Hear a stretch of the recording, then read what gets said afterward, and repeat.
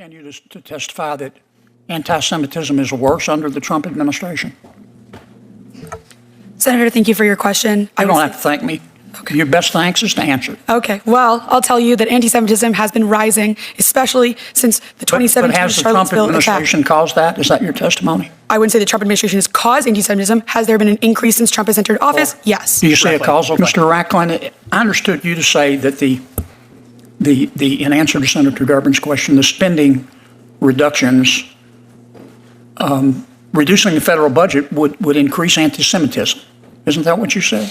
No, I did not. I said that the constant threats to cut money to the Office for Civil Rights and the Department of Education prevents the federal government from adequately investigating anti-Semitism and other hate crimes on college campuses. So you think one way to stop anti-Semitism is to give people more money? You ever notice how the truth doesn't whisper? It waits. And then it chooses a brave voice to speak it out loud that I always say, a nation doesn't fall because enemies knock the door. It falls because the people inside are too afraid to answer it. Take a breath.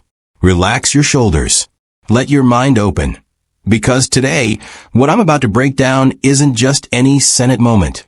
It's a confrontation between comfort and courage, between excuses and accountability. A Senate hearing. A rising wave of anti-Semitism. Witnesses like Miss M. Solomon, Mr. Racklin, and Miss Kohov. And one man, Senator John Kennedy, who absolutely refused to play pretend with the truth. Welcome to Uncensored Report, where truth is not hidden, packaged, or softened for comfort. If you appreciate breakdowns like this, the kind you won't hear anywhere else, do me a favor. Like this video, subscribe to the channel, and share it with someone who still believes in thinking for themselves. Now let's dive in. Ms. Solomon, I want to be sure I understand your testimony. Did I understand you to testify that anti-Semitism is worse under the Trump administration? Senator, thank you for your question. You don't have to thank me. Okay. Your best thanks is to answer. Okay. Well, I'll tell you that anti-Semitism has been rising, especially since the 2017 But has the Trump Charlottesville administration attack. caused that? Is that your testimony? I wouldn't say the Trump administration has caused anti-Semitism. Has there been an increase since Trump has entered office? Yes. Do you see a causal connection there? Yes. Why? Trump has highlighted and platformed neo-Nazis and white supremacists. Okay. I can't see that far. Racklin. Mr. Racklin, I understood you to say that in answer to Senator Durbin's question, the spending reductions,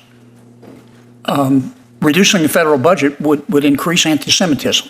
Isn't that what you said?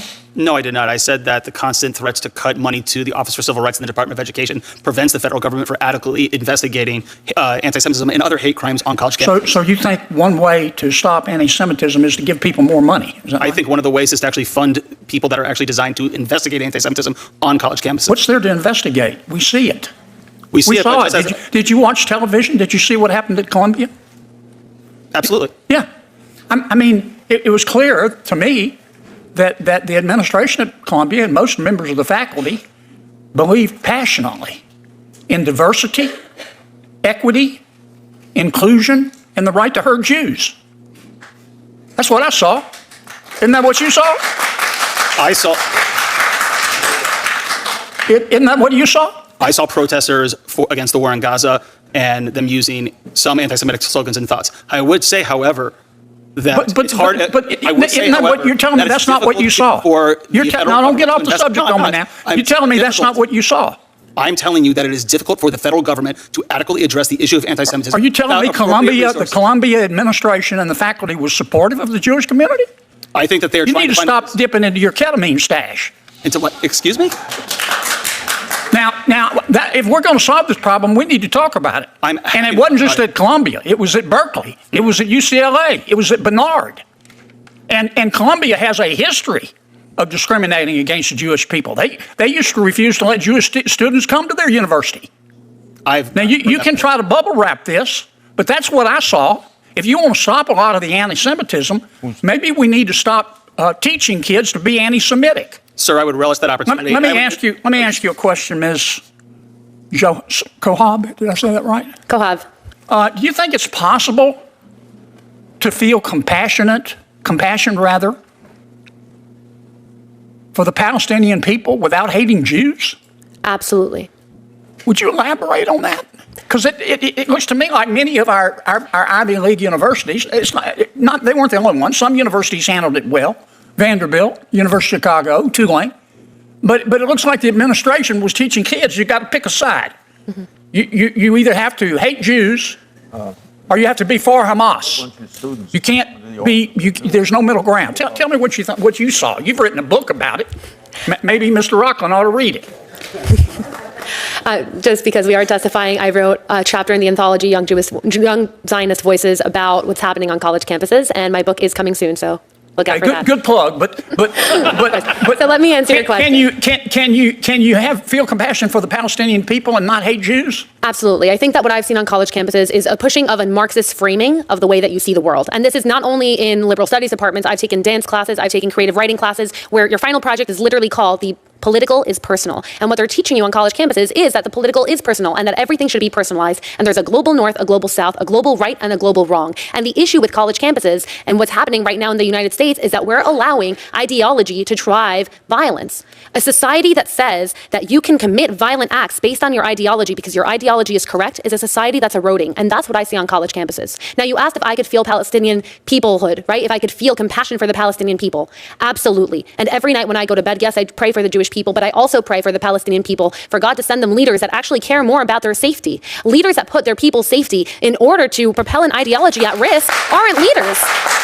If you look at Hamas, they tout what happened after October 7th up until this day as a victory. How can you lie in rubble after thousands of your people have died and call that a victory? So what I see that has to happen on college campuses is de-radicalization. Until you admit that there's a radical ideology happening on a college campus, you cannot fight it.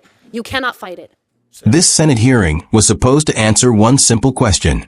Why is anti-Semitism rising in America? Miss M. Solomon testified that anti-Semitism has been increasing since 2017. She implied that former President Trump's rhetoric and the people he platformed contributed to that rise. But she never clearly said he caused it. And that's when Senator John Kennedy stepped in, not with insults, not with shouting, but with direct, sharp, honest questions because I always say this. History doesn't bend because one man walks through it. It bends because millions stop standing upright. Blaming one person is easy. Facing a cultural and ideological problem is hard. And Senator Kennedy chose the hard path, the honest one. That's why I respect him in this moment. Then came Mr. Racklin, who said that threats to cut funding to the Office for Civil Rights weaken the government's ability to investigate anti-Semitism on college campuses. But listen to me carefully. When chaos is marching in daylight, funding an investigation is just society pretending to be blind professionally. Senator John Kennedy did not accept that excuse. He named campuses Columbia, UCLA, Berkeley, Barnard. He said, in essence, we don't need another report. We watched it happen. And that is why I support him 1,000% here.